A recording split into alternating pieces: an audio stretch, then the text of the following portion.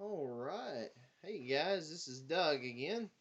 Um, just had some thoughts on my mind about running the race, running your Christian race, and what that means to me, and I guess what that should mean to a lot of us. Used to several years ago, I was a runner. Probably you definitely can't tell that now, but I love to run. And I really need to get back into that because I felt great. I felt wonderful after running. I would go and run for a few miles and come back and yeah, I'd be sweating and tired, but at the same time I would feel revitalized and ready to keep going sometimes. And you know that excitement about doing that excitement about being in shape, about being fit, about you know uh, you know running sometimes even to get prepared for a race, to get prepared to run and win a race. And I got to thinking about that and how the Bible talks about those things. The Bible talks about this race that we are to run, and how wonderful of a race it is. How we are all to race and to get that goal. And so the first thing to really think about in this is looking towards that goal. When you look at Hebrews chapter 12 verses 1 and 2, it says, "Therefore, since we are surrounded by so great a cloud of witnesses, let us also lay aside every weight and sin which clings so closely, and let us run with endurance the race that is set before us, looking to Jesus, the founder and perfecter of our faith, who for the joy that was set before him endures the cross, despising this shame, and is seated at the right hand of the throne of God." Let us run with endurance the race that's set before us. A lot of people, whenever you're first training to do a race, when you're first training to run, you know what happens? You run for so long and you get tired. You run for so long and you get tired again. You have to do this cycle, but you have to endure that.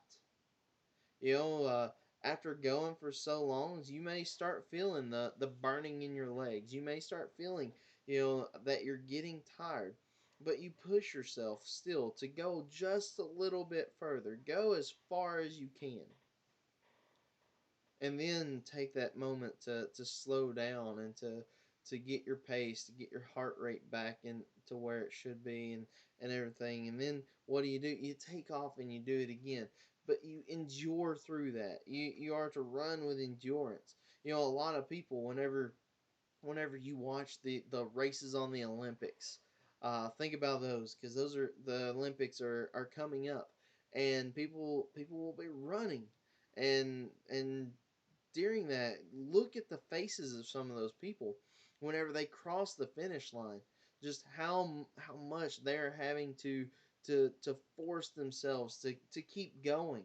A lot of them, whenever they're running, some of them make it look so easy, like they're just jogging it out. But then others, whenever they run and they win that race, I mean, they cross that finish line and they look so ragged. That's it. You got to run to try to win. You got to run with that endurance. Doesn't matter if you're getting tired, if you're getting bogged down. You run for that finish line, because why? The prize. The prize is so glorious. The prize is so wonderful. So the next thing to think about is running in such a way to obtain that prize. And you find this in 1 Corinthians chapter 9 verse 24. Do you not know that in a race all the runners run, but only one receives the prize. So run that you may obtain it. Run in such a way that you may obtain the prize. You're looking to the goal. You start out, you run with endurance, you look to that goal. You are looking to Jesus.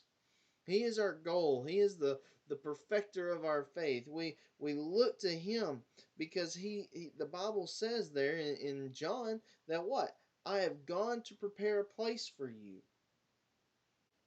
We're looking to Jesus because we know what he has done for us. We know the ultimate sacrifice that he made, and we know of that place that he's prepared for us. So we run in such a way to obtain that prize. And what is that prize? Well, 2 Timothy chapter 4 verses 7 and 8 says, I have fought the good fight. I have finished the race. I have kept the faith. Henceforth there is laid up for me the crown of righteousness, which the Lord, the righteous judge, will award to me on that day, and not only to me, but also to all who have loved his appearing. What's that prize? Jesus says, I've gone to prepare a place for you. And part of that prize, after you cross that finish line and you get to that place, you get there, he says, there is laid up a crown of righteousness. Crown of righteousness. We all dream, as little kids. We all used to watch movies and dream of being princes. The guys dream of being princes and the girls dream of being princesses. And you know, during that, you're just you what do? You go, you buy a little plastic crown, or you drive through the Burger King drive through and ask for one of those little paper crowns that they give you, and you put it on your head, and you are the prince of the day. You're the prince or you're the princess of the day, and you're so excited on that day. If you run your race, if you run it with endurance, if you run to obtain that prize, you are so excited about that, and you run for that goal, guess what? A crown of righteousness is waiting for you. We are princes and princesses in God's eyes. We are royalty in God's eyes. But we have to accept him. We have to run our race. We can't run it for anyone else. You have to run your race. No one else can get you there. Only you. Run your race with endurance. Run your race and obtain that prize. Obtain that crown.